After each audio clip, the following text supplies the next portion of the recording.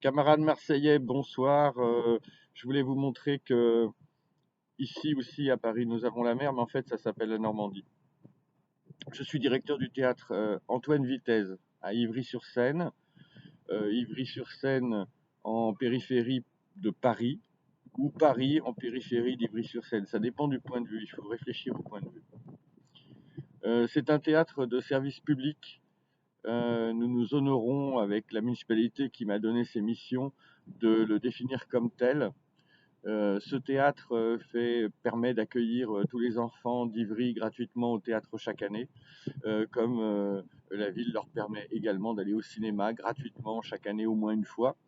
Et je dis ça pour signifier que les politiques publiques peuvent être audacieuses, mais qu'elles ont besoin de leviers, elles ont besoin aussi d'être étendues à une volonté nationale. Donc mes petits camarades qui sont réunis avec vous m'ont demandé d'expliquer en quoi la politique publique en France, pour ce qu'elle a de positif et pour les points d'appui que nous pouvons avoir, malgré les ambitions de transformation que nous portons, a été construit dans le cadre des luttes. C'est pour ça aussi qu'il ne faut pas faire du passé table rase, comme dit une chanson que j'aime bien par ailleurs, mais transformer à partir des conquis et des acquis. Disons des conquis parce qu'un conquis n'est jamais totalement acquis. Dans le domaine du théâtre, le beau mot de théâtre populaire qui a rencontré quelquefois une certaine réalité, il est né de gestes de pionniers et de novateurs à la fin du 19e, pendant le 20e siècle, et puis on pense évidemment au grand nom de Jean Vilar, qui s'appuie sur l'élan de l'après-guerre et du Conseil national de la résistance, qui a accouché aussi d'une ambition culturelle bien avant la fondation du ministère et dans les circonstances que l'on sait politiquement, c'est-à-dire pas du tout porté par une union de la gauche, mais par un compromis d'après-guerre, mais surtout porté par une volonté populaire de tourner la page de la barbarie.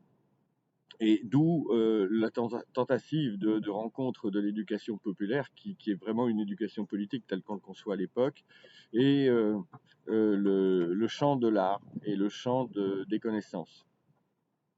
Ce terme d'éducation populaire, d'ailleurs, me rappelle que le monde du travail a été invisibilisé dans ces luttes, alors qu'il est très important de rappeler que l'émancipation des travailleurs sera l'affaire des travailleurs eux-mêmes, comme dit quelqu'un, et que les syndicats s'y sont employés là encore, tout au cours du siècle précédent et du siècle d'avant, en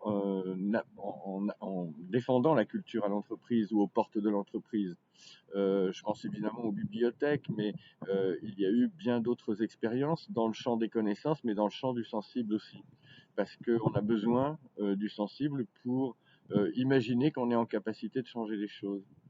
Dans le domaine du cinéma qui résiste, le cinéma hexagonal résiste à d'autres, par rapport à d'autres cinématographies européennes, par exemple, parce qu'elle est dotée d'un système géré par le Centre national du cinéma, qui n'a vu le jour que parce qu'il y a eu des manifestations monstres et un grand rapport de force des techniciens et des artistes aux accords de libre-échange d'après-guerre, aux accords Bloom-Burns.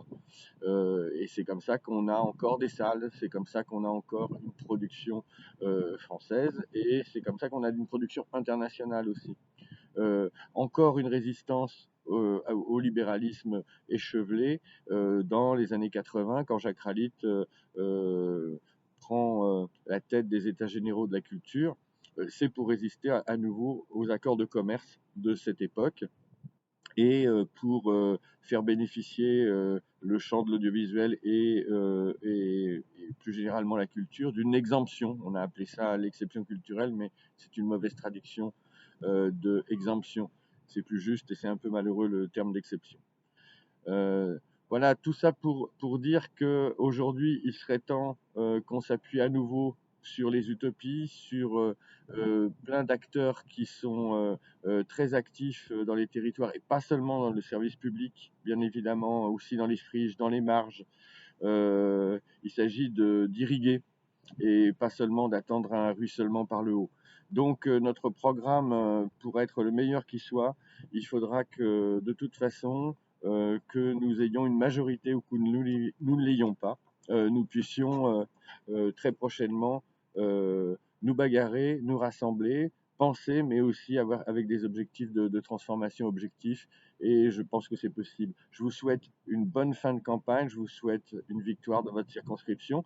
À Ivry-sur-Serre, c'est Mathilde Panot qui est députée sortante. Et nous allons nous mobiliser. Et j'espère bien qu'on va gagner.